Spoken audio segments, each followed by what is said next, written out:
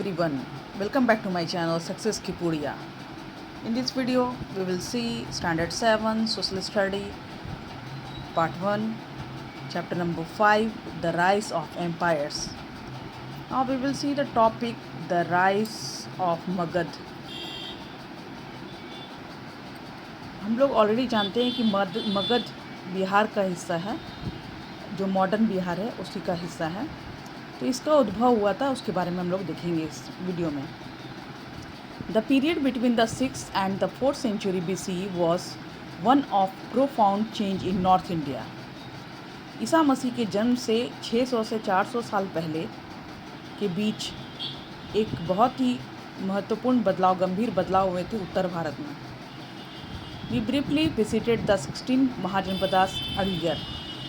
हम लोग ऑलरेडी संक्षेप में 16 महाजनपदों में से के बारे में पढ़ चुका है। Those large kingdoms of north and central India were their assembly system.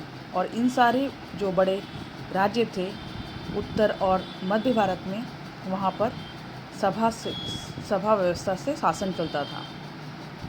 One of them Magadh, इनमें से एक था मगध, जो modern day south Bihar and some adjoining areas, जो आधुनिक दक्षिण बिहार और कुछ एरिया से मिलकर बना है। Rose in importance and set the stage for the fusion of many kingdoms into India's first empire. Magadha का जो उदय हुआ, इसका महत्व बढ़ा अचानक से, और ये कई छोटे छोटे राज्यों को मिलाकर ये भारत का प्रथम साम्राज्य के रूप में उभर कर आया। पावरफुल अर्ली किंग्स, शक्तिशाली जो शुरुआती राजा थे, such as Ajasatru, played a crucial role in establishing Magध as a dominant center of power. Magadh को एक महत्वपूर्ण केंद्रीय सत्ता के रूप में लाने में शुरुआती शक्तिशाली राजा अजातशत्रु का बहुत ही महत्वपूर्ण योगदान रहा है।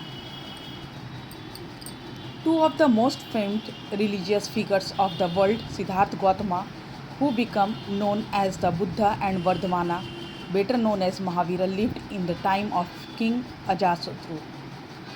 अजातशत्रु के समय में, राजा के समय में, दो महत्वपूर्ण प्रसिद्ध धार्मिक फिगर हुए, जिनमें सिद्धार्थ गौतम थे, जिन्हें बाद में जो बुद्ध कहलाएं, और दूसरे थे वर्धमान, जो महावीर के नाम से जाने जाते थे। ये दोनों के अजातशत्रु के समय में दोनों बहुत ही फेमस धार्मिक फिगर थे।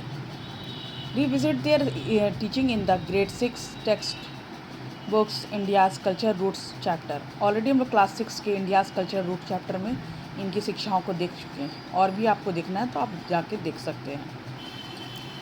Magadh was located in the resource rich Ganga plains. Magadha जो है वो समृद्ध संसाधनों से भरपूर गंगा प्लेन पर स्थित था। विथ फर्टाइल लैंड, जहाँ उपजाऊ भूमि, एबिडेंट फॉरेस्ट फॉर टिम्बर, लकड़ी के घने जंगल, हाथी। Also remember how the use of, ये सभी मौजूद थे। Also remember how the use of iron transport other technologies such as agriculture and warfare. ये याद रखने वाली चीज़ है कि किस तरह से लोहे की खोज ने कृषि और युद्ध में की तकनीकों में परिवर्तन ला दिया। Iron ore and other minerals from the nearby hilly regions proved crucial for the expansion of the kingdom. Iron ore का जो नज़दीकी पहाड़ी क्षेत्रों में मिलना या राज्यों के विस्तार में बहुत ही महत्वपूर्ण रोल साबित हुआ।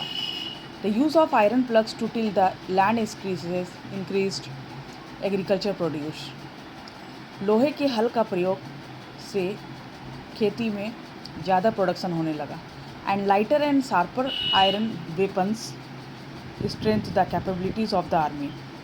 इसके अलावा लोहे के हल्के और तेज़ धार वाले जो हथियार थे, वो सेनाओं की क्षमताओं को मजबूत बनाए। The production of surplus food grains allowed more people to focus on the arts and craft. जब प्रोडक्शन ज़्यादा होने लगा, सरप्लस प्रोडक्शन होने लगा अधिक से अधिक, तो लोगों को आर्ट और क्राफ्ट में भी फोकस करने का टाइम मिला। Which were in demand inside and outside the empire's border, जिसका डिमांड साम्राज्य की सीमाओं के बाहर और अंदर सभी जगह था। The Ganga and Son rivers provided a geographical advantage for trade. Ganga और सोन जैसी नदियों का भौगोलिक जो फ़ायदा व्यापार को मिला। As they could be used for transportation, इसका यूज़ परिवहन के रूप में किया जाता था। The flourishing trade boost the empire's income, और जब व्यापार फला फूला तो इससे साम्राज्य का इनकम भी बढ़ा and contributed to Magadha rise, और इस तरह से मगध के उद्भव में बहुत योगदान मिला। Around the 5th century BC, Mahapadma Nanda rose to prominence in Magad and founded the Nanda dynasty. ईसा के जन्म से 500 साल पहले महापदम नंद का उद्भव मगध में हुआ। उन्होंने मगध में नंद वंश की नींव रखी। He successfully unified many smaller kingdoms. उन्होंने सफलतापूर्वक छोटे छोटे राज्यों को मिलाया and extend his empire across parts of eastern and northern India, और अपने राज्य का विस्तार पूर्वी और उत्तर भारत तक किया। As the economic thrive he begin issuing coins demonstrating his economic power. उन्होंने अपने आर्थिक जो शक्ति है उसको प्रदर्शन के लिए उन्होंने सिक्के जारी किए। We also learn from Greek account that the Nanda dynasty maintain a large army. Greek वृतांत से हमें ये भी पता चलता है कि नंद डायनेस्टी जो थी वो बहुत ही बड़ी आर्मी को मेंटेन की थी। From various accounts of the Nanda dynasty, और नंद डायनेस्टी या नंद वंश के कई सारे वृतांत से पता चला है, it appears that it's last emperor Dhanananda, इसके अंतिम शासक धनानंद थे। थ्रू वेरी रिच, वो बहुत ही रिच थे। Became highly unpopular as he oppressed and exploited his people, लेकिन वो बहुत ज़्यादा रिच होने के बावजूद लोगों के बीच में प्रसिद्ध नहीं थे। उसका कारण था कि वो अपनी प्रजा को शोषण करते थे, उस पर अत्याचार करते थे। This paved the way for Nanda empire to be conquered and absorbed into what would become one of the largest empire India ever knew, the Maurya empire.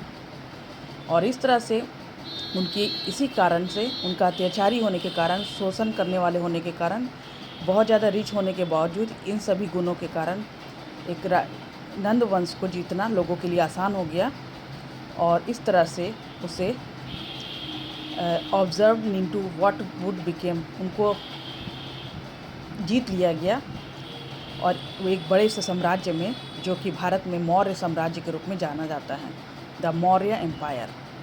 और इस तरह से मगध अब मौर्य एम्पायर का अंग बन गया। आई होप कि ये वीडियो आप लोगों को पसंद आएगा, और इसी तरह से डिटेल स्टडी और शॉर्ट वीडियो के जरिए इजी वे में चीज़ों को याद करने के लिए आप मेरे वीडियो में बने रहिए। Thank you.